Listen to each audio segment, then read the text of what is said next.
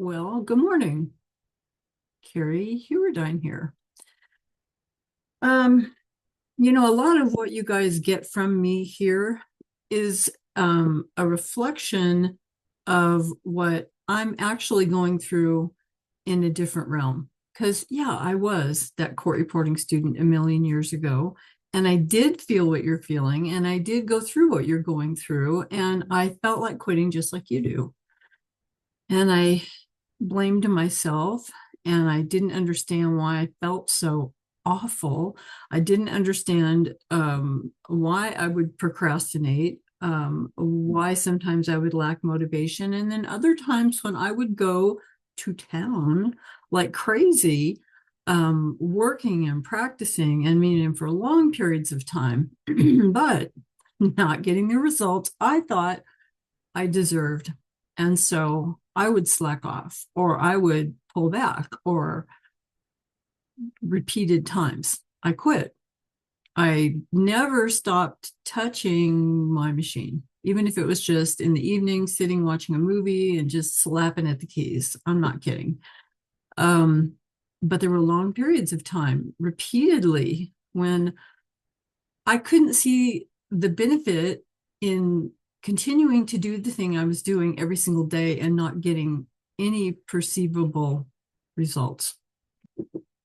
And I know a lot of you guys are there. And had I had me now back there with me then, I would have kicked my ass and I would have explained it to her why it looks like I'm not making progress, but that's not true.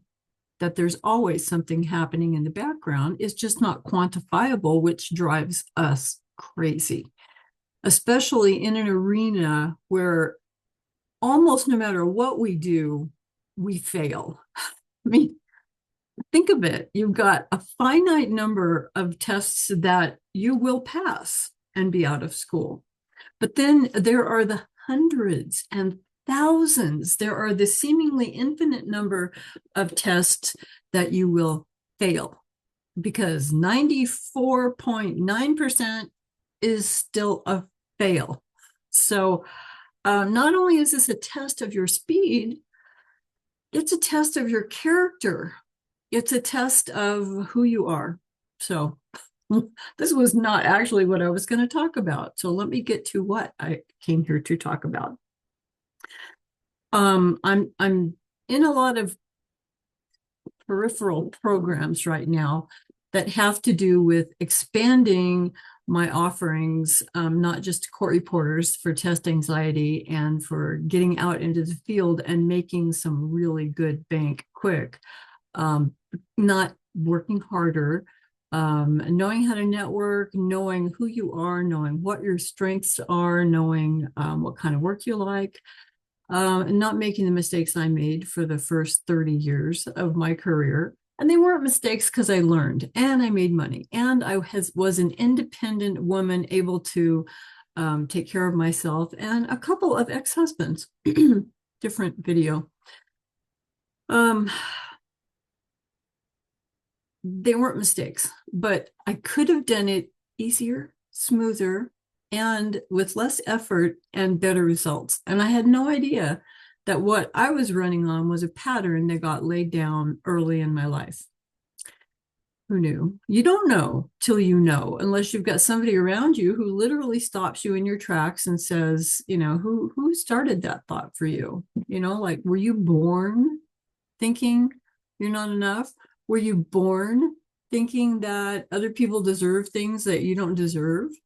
Were you born feeling like you're different from other people, so it's really difficult to connect? Um, those are core things that you were not born with. Somebody helped you to gain those beliefs about yourself. On probably a lot of people, numerous people along the way. And once that seed gets laid down, then by opening your mind into the possibility that that is you don't deserve, you're not worthy, you're different than other people, you're lesser somehow, that your purpose on the world is to keep everybody else happy, to never say no, to overgive, to over promise, and then to be resentful and angry because you have nothing left for you and other people don't appreciate what you're doing. Because, I mean, if you asked somebody else to do something for you and they said no, you'd probably go, oh, okay, well, they're busy or they have a reason for that. But we don't think we have the right for our own self-safety, for our own mental health, to say no when you mean no, and yes only when you mean yes. So yeah, those are things I didn't learn. I learned that when you say yes and you just do whatever you can do to try to be perfect and to try to be whoever everybody else wants you to be, that somehow is what makes you safe. And then you grow up and you're not even thinking in terms of safe. You're thinking in terms of who will like me, who will accept me, what group will I be able to belong to. If I'm really, really, really lucky and I play the game really well, maybe I'll even find love. Maybe. The problem is all those things that we're looking for, that we're striving for, that we're trying so hard for, we do all of that for a feeling. It's a feeling that escaped us when we were little. It's a learned program of, if I do this, I at least don't feel in danger, which means you're safe.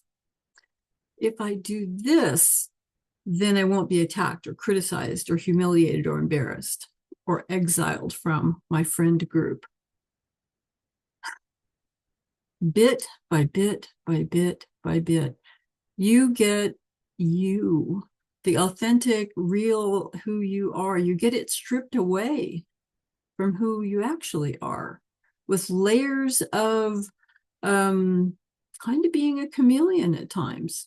And I know that one because I remember being in a group one time and telling somebody that I thought that was a superpower. And it kind of is if you're in the business world and you're networking and you want to be who they want to be seeing in that arena, then you do want to kind of be a chameleon. But not like I was. I was literally different people in different settings. And I mean, we have to be. If you're a parent, then, that's one role that you take on. If you're a student, that's another role that you take on. Then you go to work and you have a different role that you take on. And we are different people in all of those roles. But at the end of the day, when you come back to just in that moment, maybe it's the only moment you have alone, you're in the shower or you're in the bathroom, or if you're lucky enough to take a walk somewhere, but it's just you and your mind alone with you. Some of us don't like, I didn't for a long time, being alone, because there's not just a lack of distraction, but without the external input of who do I need to be for everybody else, it's scary to realize that the essence of you got stripped away to the point where you don't know who you are anymore. And then when something as simple as failing a test comes along, it's not simple. You had to work really hard for that. But when something like that comes along, it can implode. It can feel like just earth-shattering catastrophe happening. And in the moment it is, but it shouldn't define who you are or what you do going forward, but it does.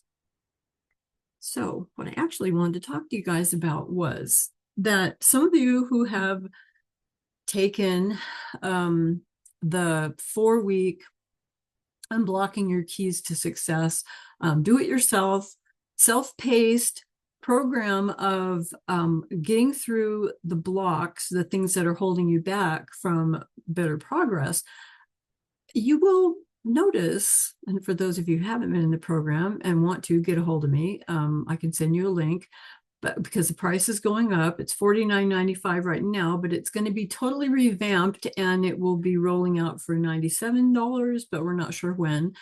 But its core bones are still going to be there, but maybe in a little bit more impactful way.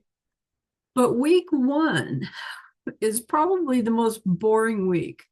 It is me telling people that for a week, I want them to, well, not only get on top of their negative self-talk, which is really important, and that's a practice. That's like, you learn your theory. Well, you got to learn your theory to how to navigate and get rid of, calm down the negative self-talk, which is a practice. You don't just get good at it by listening to one of my videos and then going, oh, that was interesting. Well, that didn't work. Well, no, it's not working if you're not working it. But what I'm asking you to do in that first week is to listen to it's a 7-minute meditation. I don't even call it a meditation. It's a thing for 7 minutes that's just me jabbering on about you setting your intentions for the day. It's your mind getting on top of what could happen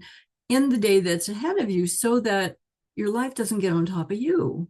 You are proactively on top of your thoughts from the moment your feet hit the ground. That's really important.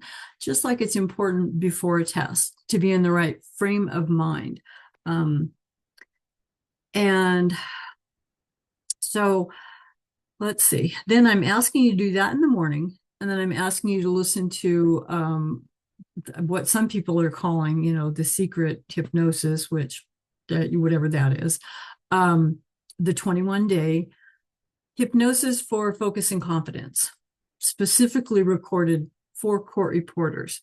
Listen to that once in the evening. Now, what I'm asking you to do for that is to get used to going in and out of different brain waves, because during the day you're in beta waves, and I'm asking you to just drop below that to an alpha wave state, which feels much like when you're driving down the highway and you get to where you're going and you don't know how the hell you got there. You weren't asleep, but you were in a state of hypnosis, very light. And that's all it takes for us to get the changes that we want in high performance fields. So why am I asking you to do that every day for a week? Because number one, for that one in the evening, I'm wanting your brain to get used to going in and out of that state so that it knows it's a safe place to go and that it can go there easily. This is a technique that I use every single day as a working reporter.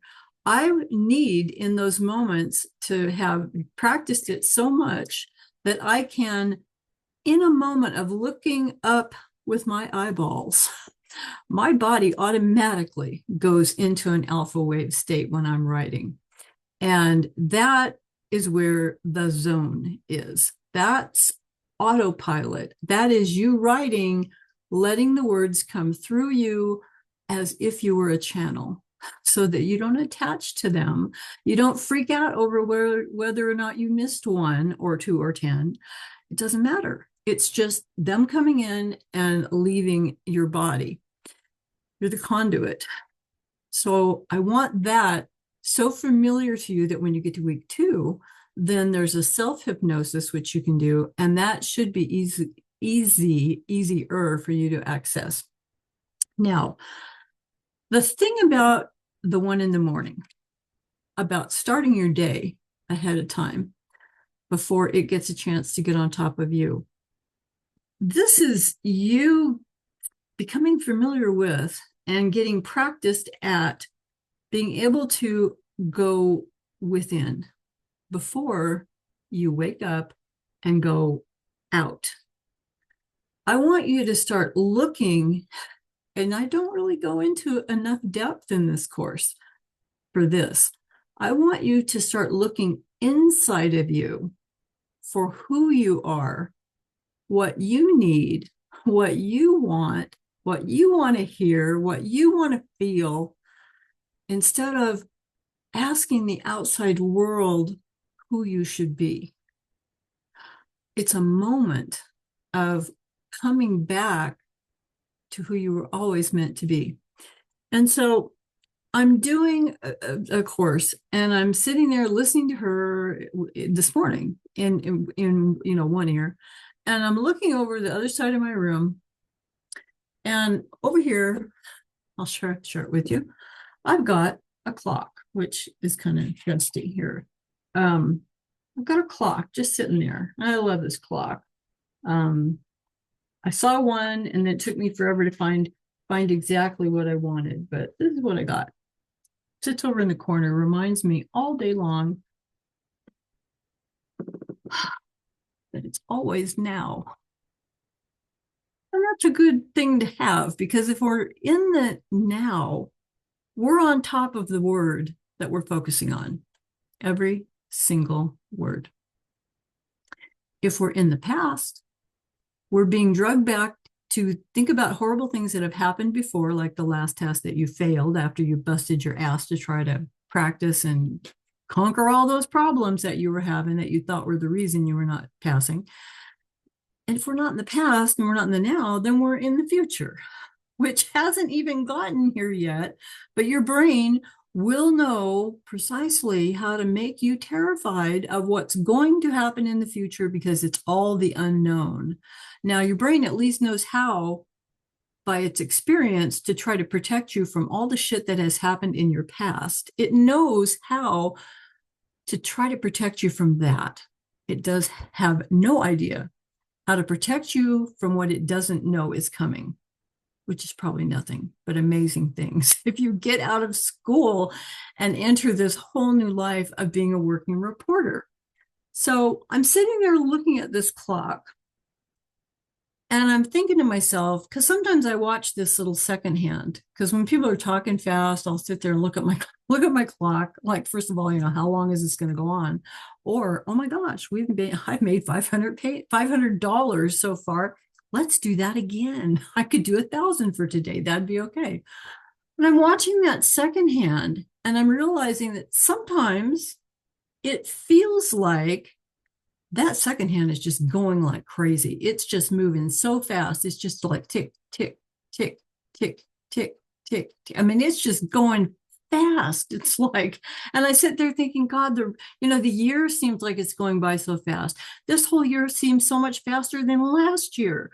And yeah, I'm older, and so proportionally speaking, my years are going faster because I mean, if you're 2 years old, you've lived 2 years, and if in the next year it's only then you're 3 years old, that's 1/3 of your life, and that's like a long time. With me, every year is now like I'm moving into 1/70th of my life, and so stuff feels like it's going faster.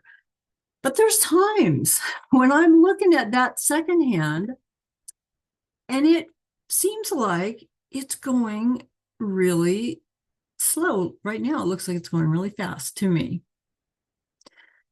And sometimes I just sit there for the longest time and I'm realizing it's like looking at a lava, one of those little lava lamps or something. It just takes my mind off of the words that I don't want to be focused on. I mean, there's a part of me, my subconscious is hearing them and focusing on them. So my conscious mind doesn't have to. So the conscious mind's over there looking at the clock. What did I notice this morning? This is amazing. I don't know. Work with me here. For as fast as that secondhand is going around the outside of the clock, when you get all the way down here to the center, it's moving slower. And if that secondhand was 3 feet farther from the clock, it would be even going faster because it's having to traverse a more amazing distance. And so it has to go faster. It will always go faster than down here at the center. And as I sat there, probably trying to not listen to the module that I was trying to focus on, I realized that the more our focus is outside of us, think of that as us. That's us right there in the now. The more that our focus is farther from us, what's going to happen today? Who am I going to have to interact with? Oh my God, I got to take another test. I got to deal with telling my family I didn't pass again. I'm looking at bills. I'm worried about money. I'm worried about my kids. I'm worried about time. I'm worried about all of it. Excuse my French, the whole world. You're way out there. Things that you can't affect, things that you sort of can affect, things that you maybe can affect, things that you think you can affect. And time is going fast. And the faster it goes, the faster you got to go to feel like you're keeping up. But guess what? If you can keep your focus on you right here in the now, it's always now, and it's going slower. It's always the closer you bring you into you, the slower it feels. Now, what happens aside from that? And I think that's wonderful. But aside from that, what happens when we perceive, because time is a perception, what happens when we perceive time as going slower? Because there are times when I think to myself, and I've joked with videographers, can you just slow them down?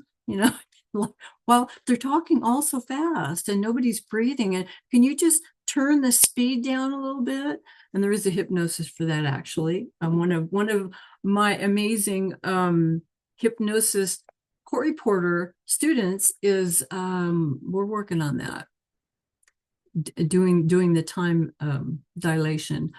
But when time feels like it's going slower, you have more time to write.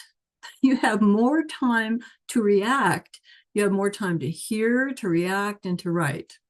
Rather than if time feels like it's going really fast, there's the same amount of words in a shorter period of time, and that means you got to write faster. So if there was a way that you could trick your mind into slowing things down, basically what you're doing is you're taking the outside and you're bringing it back into your core, which just takes us back to practicing breathing before you take a test, practicing breathing before you practice for the day, before you start a job for the day. It's you bringing everything and all your power back into center. I'm going to ask you to breathe and hold it and let it go. Not only does it relax every muscle in your body, and they will be able to pick right back up at 250 words a minute, like that, I promise you. But for that moment, you're telling the whole world and you're collecting yourself and your energy and your own power, and you're in your power of your breath. You're bringing it back into your center, to your speed of time, to you. Only at the speed of trust, right there. And the more you practice it, the better you get. Imagine that. And there are no tests. Well, there are life tests. Gosh, that felt better than it did yesterday. Or, well, that didn't feel as good as it did last time. I guess maybe I just need a little bit more practice of that. I need to repeat it so it becomes automatic. And that's what we're doing in theory. And that's what we're doing in 120. And that's what we're doing in 180. And that's what we're doing in 225. All those steps along the way is a new era of practicing to make that new experience feel easier, slower, attainable, accurate, fast, and accurate. And it's all a continuum. And they don't tell you that either. There's this whole thing of school that is very frustrating and unquantifiable. But so is every step along the way. And imagine this, because they're out there, amazing court reporters, some of whom are national speed champions, who never went to school, who didn't have a teacher, who got a theory book or a theory online, a machine, and a determination to conquer this thing, to understand the theory of writing, and then to say to themselves every single day, I wonder if I can do this faster than I did it yesterday, better than I did it yesterday, more accurate and faster than I did it yesterday. Wow, look at what I'm able to do today that I couldn't do last month, 3 months ago, 6 months ago. I'm freaking incredible. How fast do I have to get before I can take the news? And they talk really fast in that last 15 minutes of the news, because by the time they get to sports and the weather, they have sometimes exhausted all of their news minutes, and those guys got to talk fast to get their segments in, which is part of why Carrie doesn't do closed captioning, but that's another story too. How fast do I have to get before I can do the news? And then you do the news and it feels horrible. And basically what you're doing is writing at high speeds, inaccurately, until you're writing at high speeds more accurately. And then one day you're writing at high speeds, mostly accurately. There came a moment for some of those people who are totally self-taught, and they said to themselves, gosh, I wonder if I'm fast enough, because they had no metrics back, 30 years ago. I wonder if I'm fast enough to pass the RPR. I don't know. I guess I'll go take it and find out. And now they're national speed champions and other amazing, amazing things in the court reporting world. So when somebody asks me, have I got the wrong theory? No. Am I using the wrong machine? No. Am I at the wrong school? No, unless it's frustrating you to the point where you're not there anymore, like mentally, emotionally, or physically. And then, you're not actually in school if you've checked out physically, mentally, and emotionally. So you need to be in a school. If you're going to be in school, you need to be in a school that you are engaged in physically, mentally, and emotionally. And if your school isn't giving you that, then, question that. But otherwise, it all works if you work it. Because there are people who never had school who are out there doing amazing things. It takes a lot of determination. It takes a lot of, sometimes, we accomplish wonderful things in this world because we don't know that we're not supposed to be able to do that. I know that firsthand because I remember one day saying, how the hell did I wind up owning a court reporting office, which I built from square one? But that was never my intention. My intention was just to take a couple of depots and produce the transcript myself, and have maybe 2 attorneys in town that would use me sometimes. And the next thing I knew, I had 5 different firms calling me, all wanting to book a job on Thursday. Well, there was only one of me, and I lived in a very small county. And so I had to find other people who would associate with me, and help me cover my clients, so my clients would still call me back for that next job, not feel like, well, you gave it to Susie, so I might as well just call her. Well, why don't you call me? And if you want her, well, that's awesome. Then I've got 2 people out there working, and I don't have to worry about covering as many jobs when they all hit on Thursday. There was literally a time where it was like, we got no jobs on Monday and Wednesday, got 1 on Tuesday, we got 5 on Thursday, and then we decided to have Margarita Fridays. So everybody from the courthouse on their way home would stop at our office, grab a margarita, and head on down the street. It's a small town. People walked to work. So Thursday, we thought about having, discount depot day, so that we could, if you'll move your Thursday depot to a different day, we'll give you a discounted rate, especially if you move it to Tuesday, because there's nothing. Oh my God. So here I wound up with an office when that was never my intent. And I remember talking to somebody one time and I said, yeah, I'm in blah, blah, and I have a court reporting office. In fact, I've got an office in 2 cities now because I was in one city. And then I got an opportunity to do a murder trial. And so I moved my stuff and my cats and my piano to another city. And by the time the murder trial was over 2 years later, well, I knew more people there than I actually did in the first place. And so I kept both offices operating, but it was a pain in the ass. And finally, I dropped the first one and just kept the one where I was predominantly. Um, wow, what a journey! You don't know what you don't know, and you don't know what you're supposed to not be able to do till you do it. And if you're like me, and most of us are, if somebody tells you you can't do something, it's like, here, hold my coffee. Because I'm not only going to do it, I'm going to take pictures, I'm going to post it, and I'm going to keep showing it to you every time I see you because you told me I couldn't. And that's kind of who we are. We're ornery critters. We're persistent. We are relentlessly determined to do the thing that moves our heart, the thing that we were called to do.